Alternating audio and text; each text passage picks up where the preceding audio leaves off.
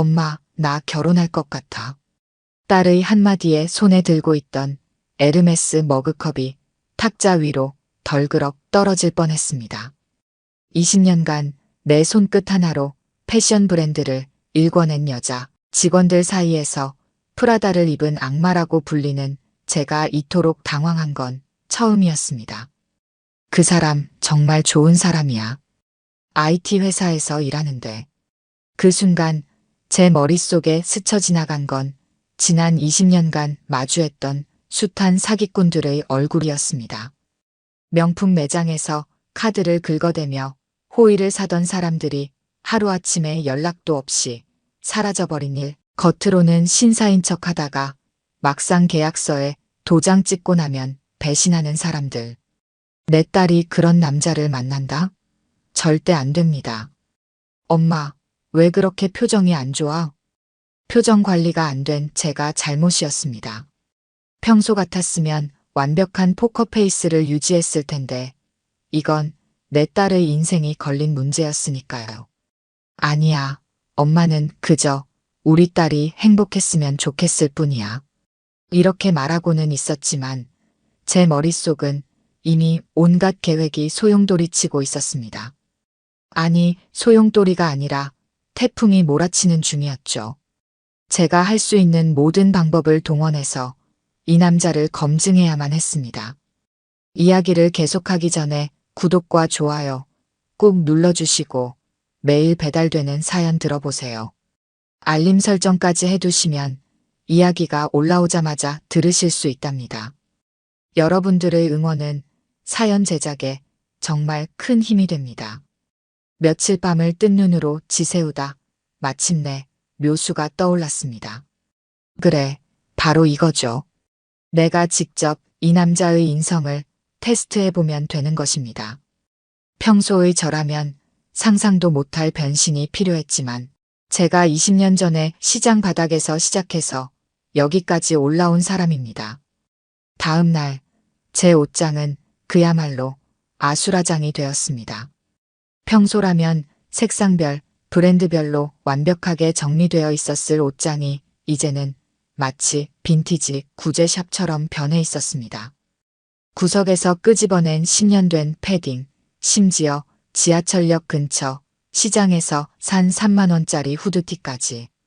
옷을 고르면서 제 손이 미세하게 떨렸습니다. 화장을 지우고 거울을 봤을 때는 제가 저인지도 몰랐습니다. 평소의 제가 완벽하게 세팅된 크리스마스 트리라면 지금의 저는 창고에 처박혀 있던 마네킹 그 자체였습니다. 생각해보니 제가 마지막으로 화장 안 하고 나간 게 언제였는지 기억조차 나지 않았습니다. 강남역으로 향하는 지하철 안에서 저는 계속 거울을 보며 제 모습을 확인했습니다. 괜찮을까요? 너무 티가 나지는 않나요? 하지만 이상하게도 아무도 저를 쳐다보지 않았습니다. 평소라면 저분이 그 유명한 하며 수군거리던 사람들이 이제는 그저 지나가는 평범한 아줌마처럼 취급하는 것이 섭섭하면서도 한편으로는 안심이 되었습니다. 이제 시작입니다. 예비 사위의 회사 앞에서 저는 잠시 심호흡을 했습니다. 내 딸의 행복이 걸린 일이니까 이 정도는 해야 합니다. 그런데 막상 이렇게 나와보니 제가 더 떨렸습니다. 20년 전 처음 가게 문을 열었을 때보다 더 긴장되는 이 순간, 저는 드디어 첫 작전을 개시했습니다. IT 회사가 밀집한 강남역 사거리는 퇴근 시간이 다가오며 사람들로 북적였습니다. 저는 예비 사위의 회사 건물 앞 계단에 앉아 떨고 있었습니다. 추워서가 아닙니다. 제가 지금 뭐 하는 짓인가 싶어서였죠. 지금 이 순간에도 제 매장에서는 직원들이 벌벌 떨며 제 부재를 수습하느라 바빴을 겁니다. 제가 찾던 그 사람이 먼저 다가왔습니다. 검은색 패딩에 베이지색 목도리를 두른 예비 사위였습니다. 이 남자가 우리 딸이 그토록 좋다고 하던 사람이었죠. 제가 아침부터 아무것도 먹지 못했다는 말을 하자 그는 의외의 반응을 보였습니다. 단순히 동정의 말을 건네는 대신 제 손목을 잡고 맥을 짚더니 혈압이 걱정된다며 병원부터 가보자고 했습니다. 그때 회사 경비원이 다가왔습니다. 고급 빌딩 앞에서 수상한 행동을 하는 사람을 발견했다는 듯한 날카로운 눈빛이었습니다. 주변을 지나던 회사원들도 하나둘 수군거리기 시작했습니다. 요즘 흔한 사기 수법이라느니 도와주다가 사고 난다느니 하는 말들이 들려왔습니다. 하지만 예비 사위는 달랐습니다. 그는 주변의 의심 어린 시선과 말들을 완벽히 무시한 채 오히려 저를 아는 사람이라며 경비원 앞에서 선선히 책임지겠다고 나섰습니다.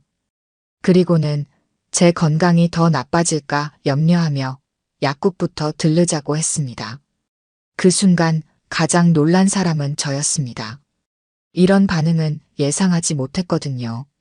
제가 의도한 것은 그저 돈이나 동정심을 구하는 것이었는데 이 사람은 진정으로 제 건강을 걱정하고 있었습니다.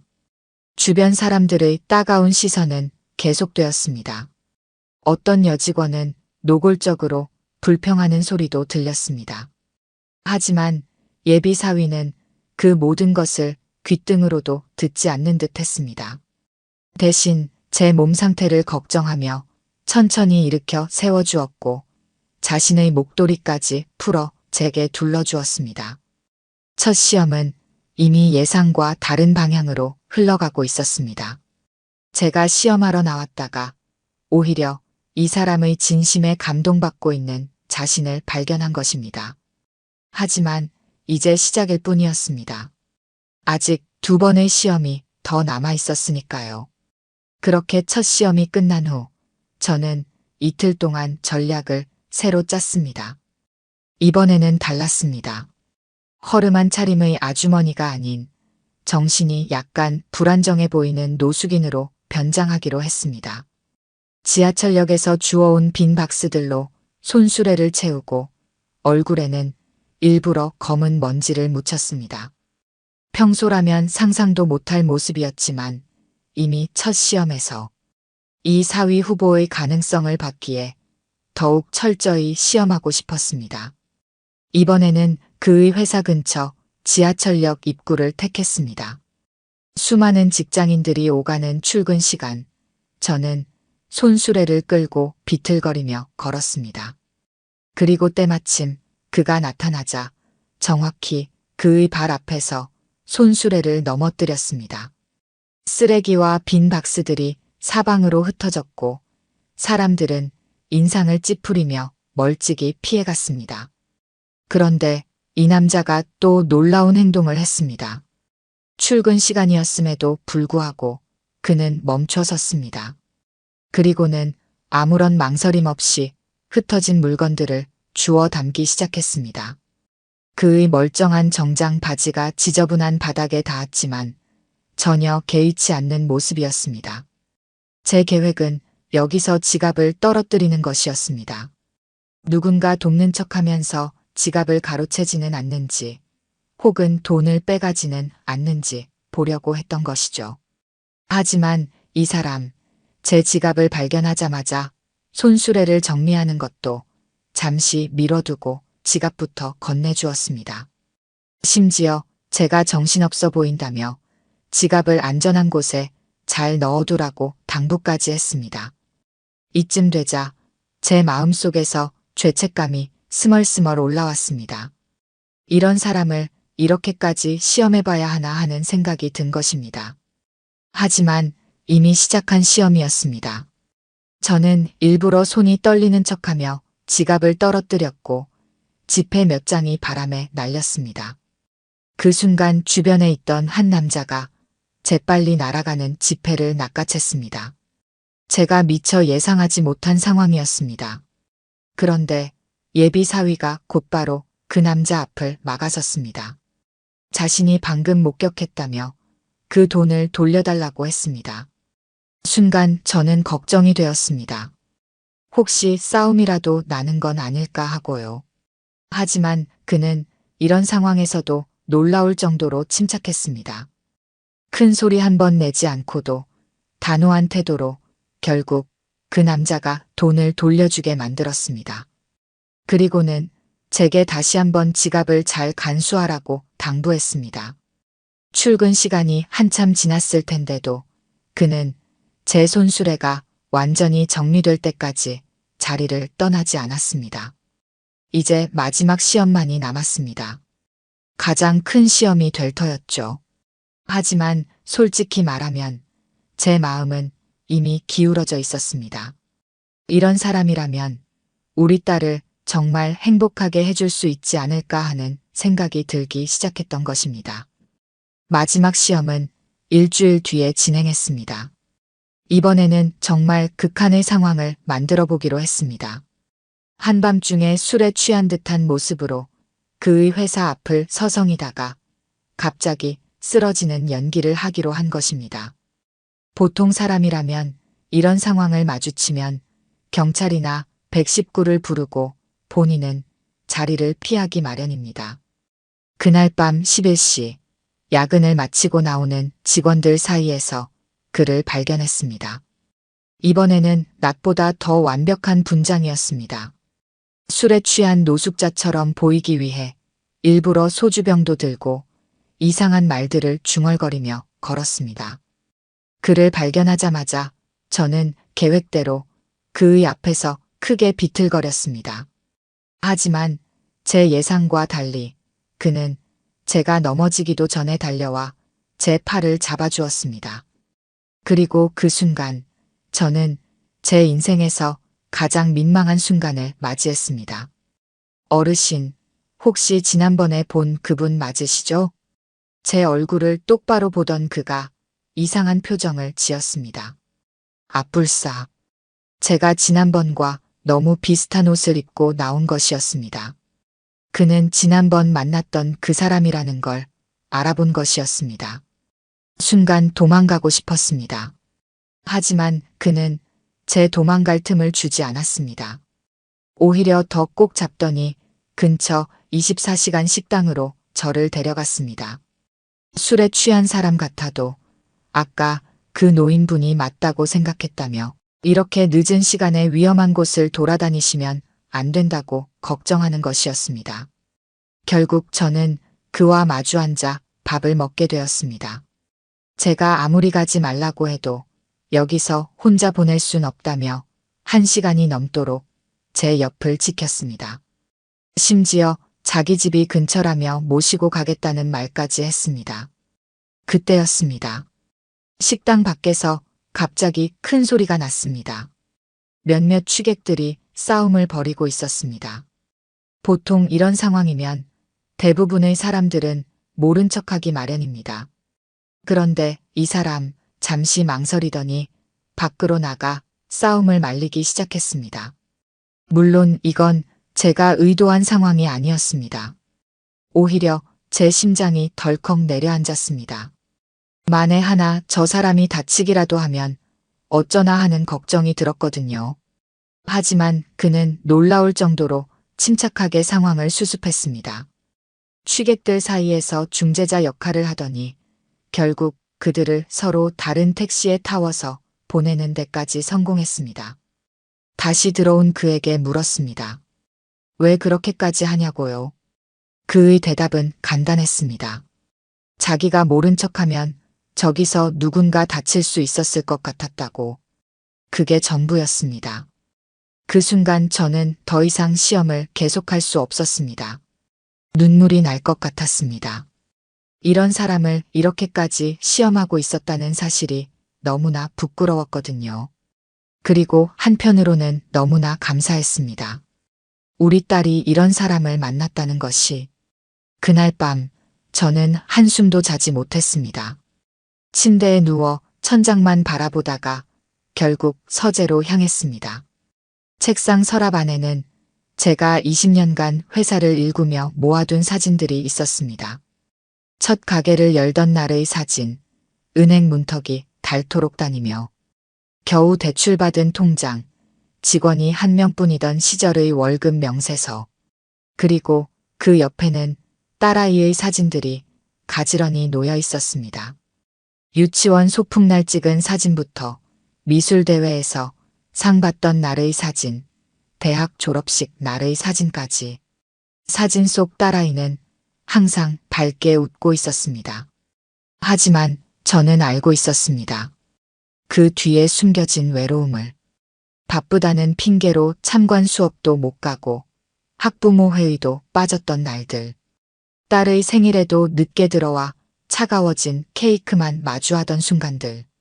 제가 성공을 위해 딸에게 못해준 것들을 이제는 사위가 해줘야 한다고 생각했습니다. 그래서 더 철저하게 시험했던 걸지도 모릅니다. 하지만 이제는 알겠습니다. 제가 찾던 건 돈 많은 사위가 아니었습니다. 진정으로 따뜻한 마음을 가진 사람이었습니다. 다음 날 아침 회사에 들어서자마자 비서를 불렀습니다. 오늘 모든 일정을 비워주세요. 그리고 시내 최고급 레스토랑 자리를 예약해주세요. VIP룸으로요. 그리고 딸에게 전화를 걸었습니다. 오늘 저녁에 그 사람을 만나고 싶다고 했습니다.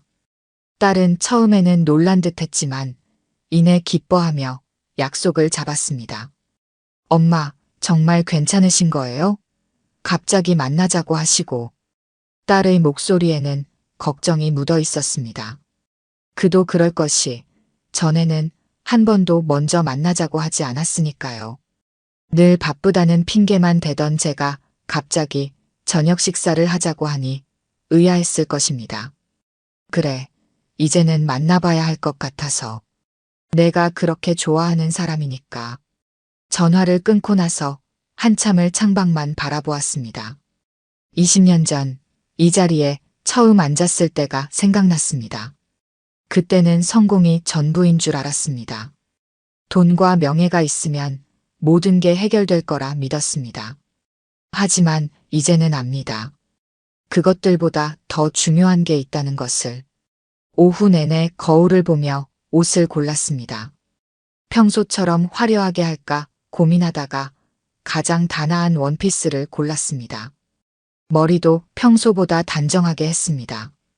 왠지 제가 늘 하던 모습 그대로를 보여주고 싶었습니다. 레스토랑으로 가는 차 안에서 손이 떨렸습니다. 이상하죠? 수천억 원의 계약서에 사인할 때도 떨리지 않던 손이 오늘따라 유난히 떨렸습니다. 어쩌면 진실을 밝히는 게 두려웠는지도 모릅니다. 제가 그를 속이고 시험했다는 사실을 알면 그는 어떤 반응을 보일까요? 레스토랑 VIP룸에 먼저 도착해서 기다리는 동안 지난 며칠간의 일들이 주마등처럼 스쳐 지나갔습니다. 그가 보여준 따뜻한 마음들, 그 진심 어린 걱정과 배려가 떠올랐습니다. 그리고 문이 열렸습니다. 딸이 들어왔습니다. 그리고 그 뒤를 따라 들어온 예비 사위의 얼굴이 순간 굳어버렸습니다. 아마도 매번 거리에서 보던 그 허름한 모습과 너무나 다른 제 모습에 놀랐을 것입니다. 하늘색 샤넬 원피스를 입고 진주 목걸이를 한 제 모습은 그가 알던 거리의 그 아주머니와는 너무나도 달랐으니까요. 앉으시죠. 제가 먼저 입을 열었습니다. 딸은 영문을 모르고 자리에 앉았지만 예비 사위의 얼굴은 점점 더 하얗게 변해갔습니다. 샴페인을 따르는 웨이터의 손길도 코스 요리를 설명하는 셰프의 목소리도 그에게는 들리지 않는 듯 했습니다. 놀라셨죠? 제가 바로 이 아이의 엄마입니다. 말을 꺼내자마자 딸이 의아한 표정을 지었습니다. 당연했습니다. 자기 엄마가 왜 이런 말을 하는지 전혀 이해하지 못했을 테니까요. 하지만 예비 사위의 표정은 달랐습니다. 그의 눈에서 깨달음의 빛이 스쳐 지나갔습니다. 사실 저는 지난 며칠간 당신을 시험했습니다. 거리에서 만난 그 아주머니가 바로 접니다. 죄송합니다. 순간 딸이 엄마 하고 소리를 질렀습니다. 그리고 예비 사위를 향해 미안하다는 말을 연신했습니다. 하지만 예비 사위는 오히려 조용히 웃음을 지었습니다. 알고 계셨나요? 제가 물었습니다. 그의 반응이 너무나 담담했기 때문입니다. 아니요, 전혀 몰랐습니다. 하지만 이상하게도 그분이 낯설지 않다고 느꼈어요. 특히 눈빛이요. 딸을 바라보는 어머님의 눈빛과 똑같았거든요. 그 말에 제 눈시울이 뜨거워졌습니다. 이 사람은 거리의 낯선 노숙자에게서도 딸을 사랑하는 어머니의 눈빛을 읽어냈다는 말이었습니다. 저는 그를 의심하고 시험했는데 그는 오히려 제 안에 있는 모성을 발견했던 것입니다. 첫날 회사 앞에서 쓰러지실 뻔했을 때부터 느꼈어요. 그분의 눈빛에서 뭔가 특별한 것이 있다고요. 그리고 두 번째 만났을 때 손수레를 넘어뜨리셨잖아요. 그때도 왠지 모르게 그분이 궁금했습니다. 마지막 밤에는 확실히 알아봤죠. 하지만 굳이 말씀드리지 않았어요. 분명 이유가 있으실 거라고 생각했으니까요. 딸은 놀란 표정으로 우리의 대화를 듣고 있었습니다. 그리고 이내 울음을 터뜨렸습니다. 엄마, 어떻게 그런 위험한 짓을 하셨어요? 밤거리에서 쓰러지는 연기를 하시다니. 내 엄마는 그만큼 내가 소중했던 거야. 내 인생의 반쪽이 될 사람을 제대로 알고 싶었던 거지. 예비 사위가 딸의 어깨를 감싸 안았습니다. 그리고 제게 말했습니다. 어머님, 전 이해합니다. 제가 어머님의 딸을 평생 책임져야 할 사람이잖아요. 시험해보고 싶으셨겠죠. 그런데 이렇게까지 하시면서 딸을 걱정하시는 어머님이 계시다는 게 오히려 저한테는 큰 행복입니다. 그 순간 저는 참았던 눈물을 터뜨리고 말았습니다. 20년간 냉철한 사업가로 살아오면서 한 번도 공개적으로 울어본 적 없었는데 이날은 달랐습니다. 지난 20년간 엄마로서 잘해준 게 없어. 일한다는 핑계로 내 곁에 많이 있어주지도 못했고, 그래서 더 좋은 사람을 만나길 바랐던 거야. 넌 정말 좋은 사람을 만났구나. 딸이 제 손을 잡았습니다. 그리고 예비 사위도 제 다른 손을 잡았습니다. 그렇게 우리는 한동안 말없이 서로를 바라보았습니다. VIP룸안의 호화로운 샹들리에 빛이 우리 세 사람의 눈물을 비추고 있었습니다. 어머님, 제가 지난번에 도와드렸던 그 마음 그대로 딸을 사랑하고 지키겠습니다. 돈이나 지위가 아닌 진심으로요. 그의 말에 고개를 끄덕였습니다. 이제 더 이상의 시험도 의심도 필요 없었습니다. 레스토랑을 나서는 길, 제 마음은 이미 봄날처럼 따뜻해져 있었습니다. 한 달 뒤 결혼식장에서 저는 축사를 하면서 이 이야기를 털어놓았습니다. 하객들은 처음에는 놀랐지만 이내 감동의 눈물을 흘렸습니다. 특히 예비 사위의 회사 동료들은 그제서야 그가 왜 그 시기에 자주 지각을 했는지 이해했다며 웃었습니다. 오늘 이 자리에 계신 모든 분들, 우리는 가끔 사람의 진정한 가치를 돈이나 지위로 판단하려 합니다. 하지만 제가 이번 일을 통해 깨달은 건 진정한 가치는 그 사람의 마음에 있다는 것입니다. 아무도 보지 않는 순간에도 변함없이 따뜻한 마음을 가진 사람, 그것이 바로 제가 찾던 사위였습니다.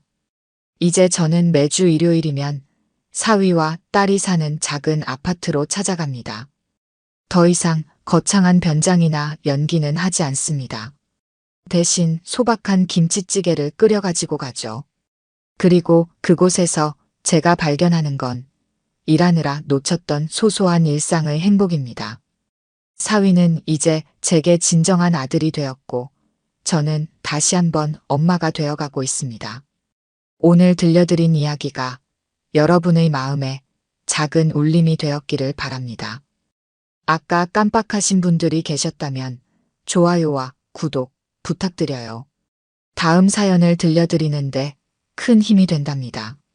그리고 여러분의 이야기도 댓글로 들려주세요.